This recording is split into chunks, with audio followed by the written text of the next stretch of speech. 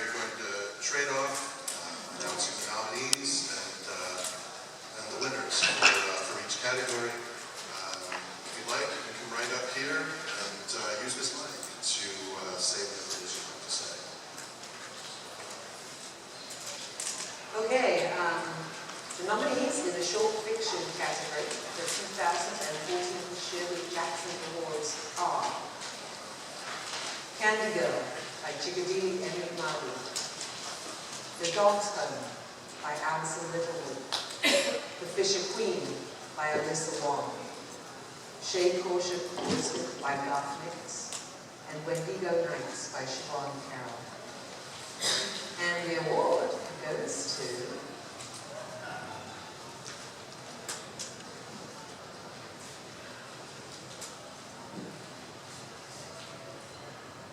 The Dog's Home by Alison Littlewood.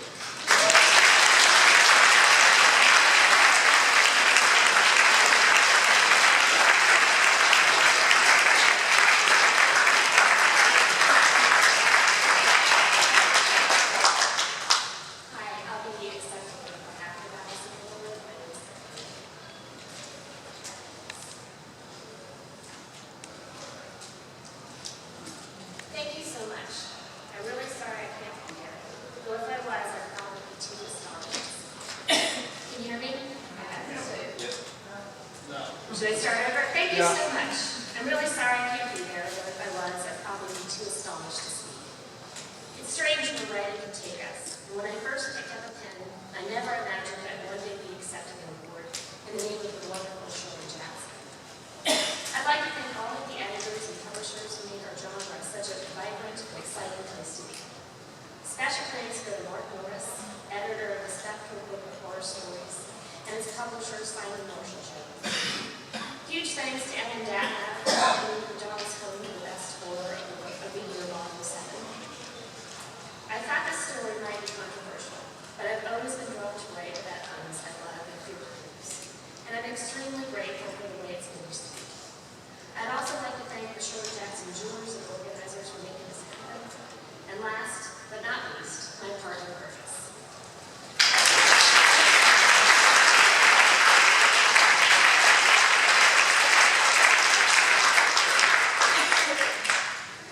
And the nominees in the single author collection category for the 2014 Shirley Jackson Awards are After the People Lights Have Gone Off by Stephen Graham Jones, Burnt Black Suns, a collection of weird tales by Simon Strauss, Gifts for the One Who Comes After by Helen Marshall, They Do the Same Things Different There by Robert Sherman, and Unseen by Mike Allen. And the award goes to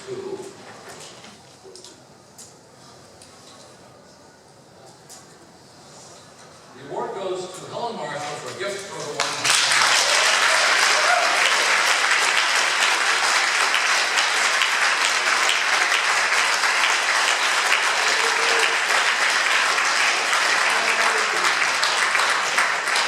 I'm not Helen Marshall, but I'm here to cry on her behalf.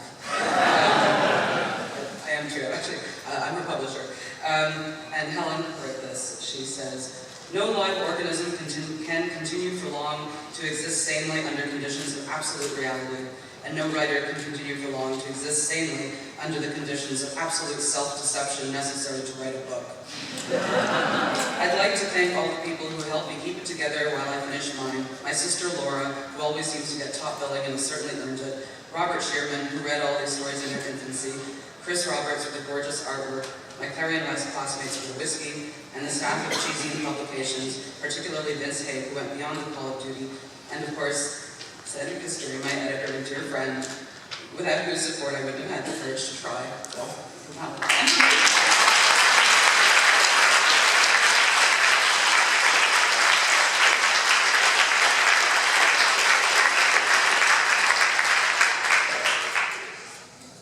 The nominees in the edited anthology category for the 2014 Shirley Jackson Awards are Letters to Lovecraft, edited by Jessie Burlington.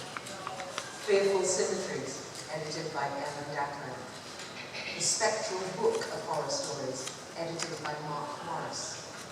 Shadows and Tall Trees 2014, edited by Michael Kelly, and The Children of Old Leech, a tribute to the carnivorous cosmos of Red Aaron, edited by Ross E. Lockhart and Justin Steele. And the award goes to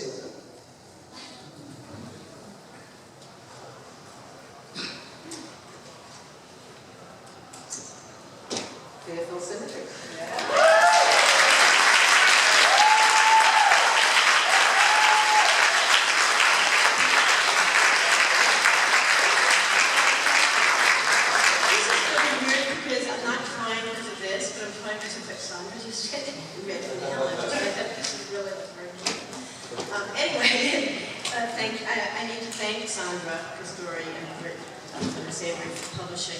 For co-publishing, I guess. Well, publishing, for some of you, I'm sure most of you, or maybe all of you know by now, it was done by, it was published, we raised money for Kickstarter, and I'm sure a lot of you supported it, and I thank you all for doing that. And I love the stories in it. I love working with everybody. I always love working with short stories and short story writers, and thank you to the judges. And this is one time I actually didn't know anything. Usually I scribble something down. But anyway, thank you, everybody, so very much.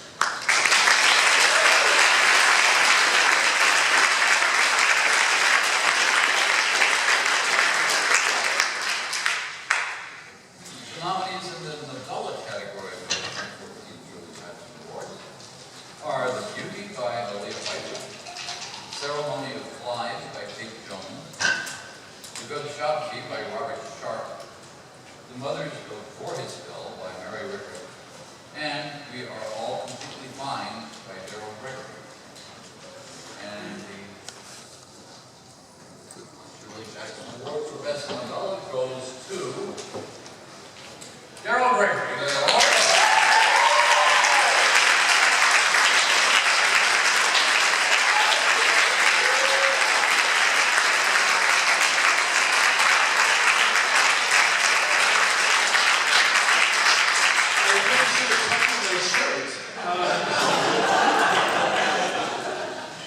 Thank you so much, and thanks to Jacob Weisman and Joe Roberts, everyone at Tachyon for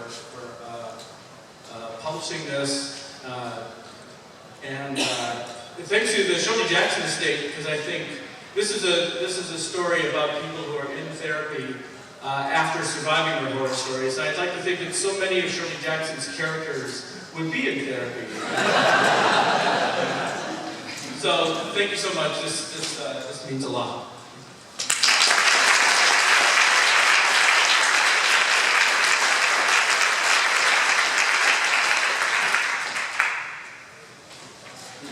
The nominees in the novelette category for the 2014 Shirley Jackson Awards are The Devil in America by Kai Ashanti Mason, The End of Everything by Dale Bailey, The Husband's Stitch by Carmen Maria Furtado, Newspaper Heart by Stephen Volk, Office at Night by Kate Bernheim and Leah Hunt, and The Quiet Room by Phoebe Leslie.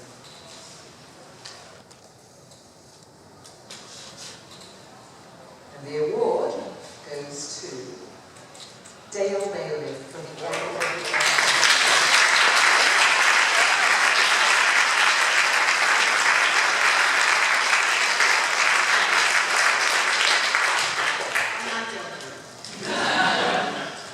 Shirley Jackson has always been one of the literary heroes, so it's kind of mind-blowing to be mentioned in the same breath with her.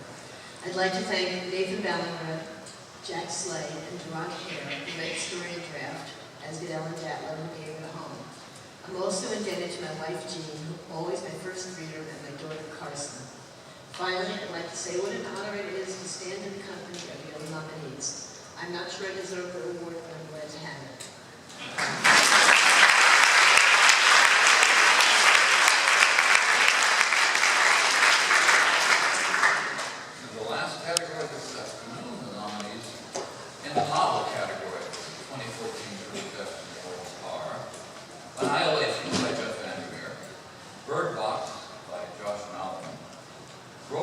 Monsters by Laura Muse, Confessions by Kanaya Nicola, The Lesser Dead by Christopher Buellman, and The Unquiet House by Alison Little. And the award goes to Best Novels, Annihilation by Jack Nicholson.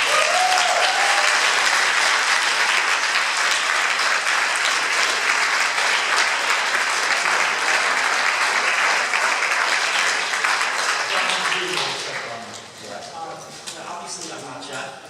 He said, "Thank you for romance." But I should point out, it starts with, "I doubt we'll have to read this, but here it is just in case." Hey, thank you for this honor. My thanks to the judges and my heartfelt appreciation to the other nominees for their great work. Thanks to my wonderful wife, Anne. The characters and situations were immeasurably enriched by her contributions, as are most things. I should also thank my agent, Sally Harding, and my editor-director, Ross Strauss and Sean McDonald. Both of you have been godsends, and I am humbly grateful. Sometimes you can forget the people that are past and present who have contributed to a worldview or a way of thinking about the story.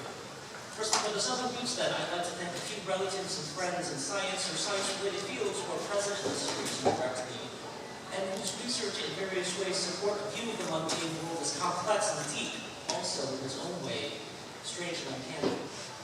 My father, Robert K. Vandermeer, an entomologist and research chemist, whose groundbreaking work has led him, among other things, using poison frog venom to control fire ants. His commitment to process, his work ethic, and his inventiveness have inspired me, as have my glimpses of the scientific community through him from an early age.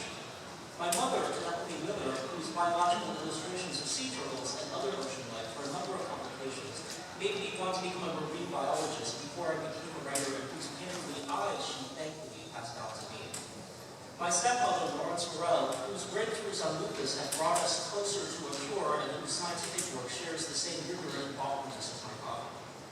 My sister, Elizabeth Vandermeer, whose work in environmental economics and study of environmental planning in cities, both in Brazil and in England, combined with her other emphasis in primate studies, has given me a valuable insight into both the human and animal worlds. My close friend of almost 20 years, Eric Schauber, a madcap plant molecular biologist, whose testing and questioning extend beyond the lab that runs in Dartmouth and into interrogations of scientists and the lives they live in fiction like my nominal authority. And finally, my stepdaughter, Erin Kennedy, also in environmental studies, whose spirit is especially present in acceptance, and without which the novel would be much diminished. Her big heart and creative stick-to-itiveness I will always love. If the Southern Reach is in any way weird science fiction or telling a true story, it is in part because of them. This shouldn't be a surprise.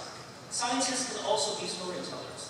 They have big, bold imaginations, and they enrich the world by better communicating the oddness of its reality to us. Thank you again for the support.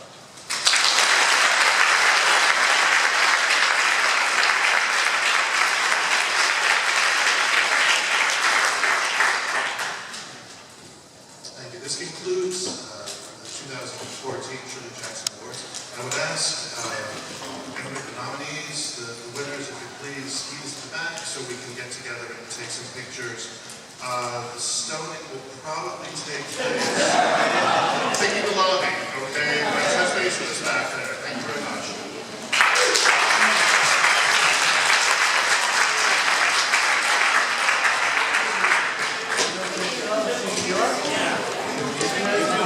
Yeah,